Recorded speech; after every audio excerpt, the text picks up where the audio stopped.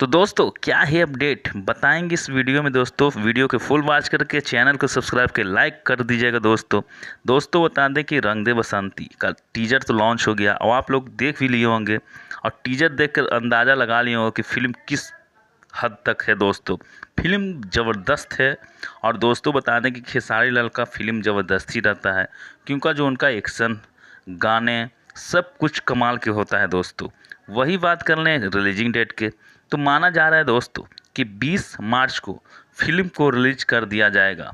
ऐसा खबर निकल के आ रहा है दोस्तों कि 20 मार्च को ये फिल्म रिलीज होगा और दोस्तों फिल्म तो ज़बरदस्त रिकॉर्ड तोड़ सकता है, क्योंकि जो अंदाज़ा लगाया जा रहा है दोस्तों ये फिल्म काफ़ी अच्छी कमाई करेगी।